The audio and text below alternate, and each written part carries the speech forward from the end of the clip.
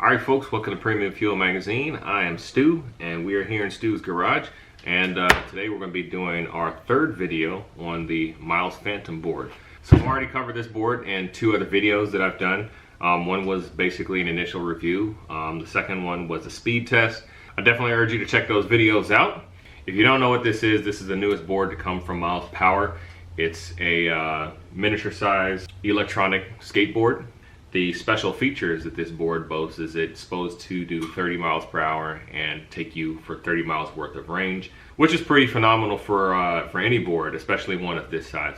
So unfortunately, my board had a defect in the grip tape and it was driving me crazy.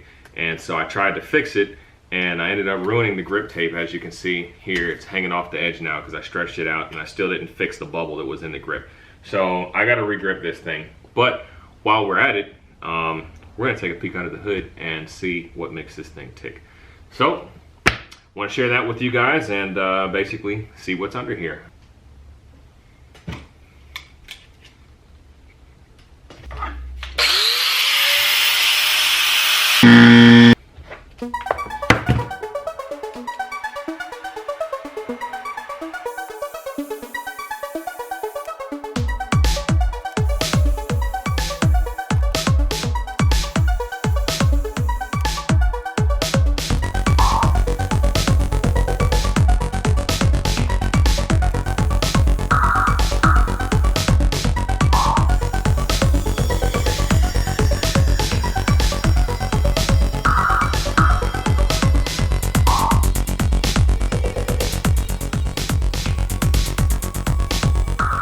Alright guys, so here it is with the grip tape stripped off. You can see the whole carbon fiber unibody we got going on here. And we can also see we've got a nice solid metal lid held in by these Phillips head screws. So we're going to go ahead and pop that off. Hopefully there won't be any weather sealing that's got this thing stuck down, but we'll see. Also you can see this is the only way you're going to have access to the hardware if you want to do things like put shred lights on this board. You probably won't be able to get to it just by loosening the nut down there. Maybe if you're lucky, but I have seen videos where people have pulled back the grip tape to get access to that. So just know if you do that, there's a good chance you're gonna mess this stuff up because it's a vinyl. It's a really nice grip tape, but when you put heat to this stuff to pull it off, it stretches out and then it doesn't go back on correctly.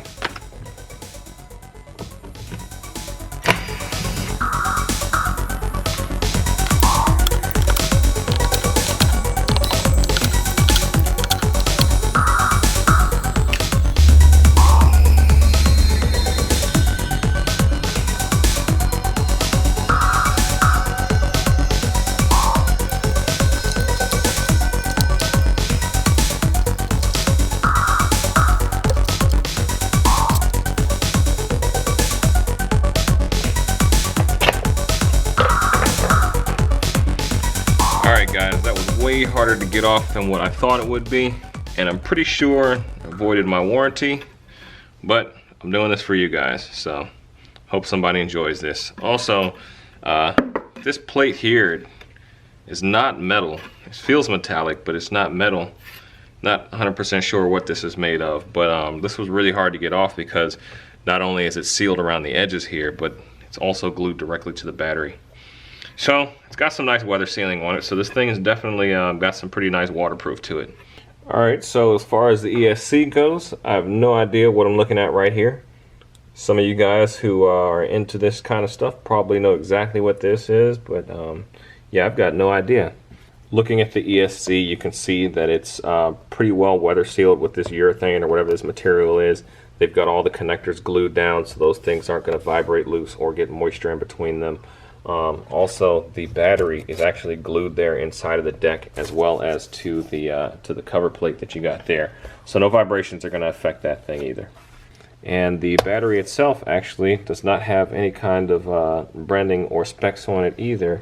Of course, it says it's 44 volts, 50E, whatever that means. But basically, this battery pack here is the star of the show. Even though this is a 12S 2P, 12S is usually a pretty powerful battery. 2P, you're not going to normally get a whole lot of range out of it, especially like 30 miles. What sets this battery apart from other batteries that you see in boards is this actually uses a different cell. So if you were to take this battery apart, you'd see a bunch of like smaller batteries in there. And typically boards use a cell called a 30E. If I said that wrong, you'll see it down there on below. This uses a cell in it called the 21700 cell, which is actually like 30% larger. It's actually the same cells that's used in the Tesla cars, the road cars. And so you arrange that into a 12S 2P, and you end up still getting even more capacity out of it. So as far as I know, and what Miles claims, is this is the only board that actually uses this type of battery in these cells. So that's how you're able to cram so much power into such a small space. And just to measure it out for future reference, if there's anybody thinking about modifying things, it looks like we've got about 1.25 inches worth of extra space in here. If anybody's thinking about trying to cram a bigger battery into this thing, and the stock battery is just slightly over 11 inches.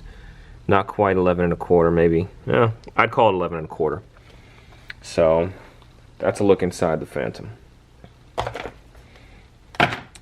So I'm going to do my best to kind of patch this back up. I'm going to re-silicone everything so that it's nice and sealed shut, and then I'm going to put my new grip tape on there, and this thing will be good as new.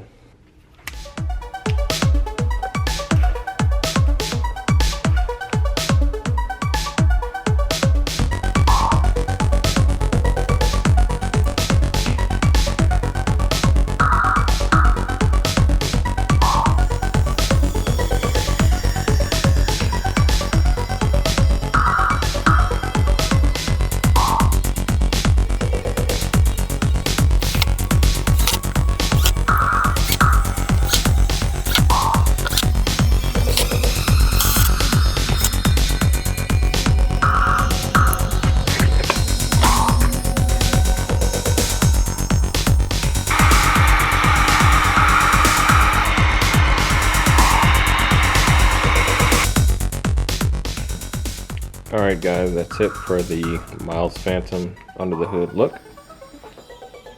Give me some feedback, let me know what you think about this video, and we'll catch you guys on the next one.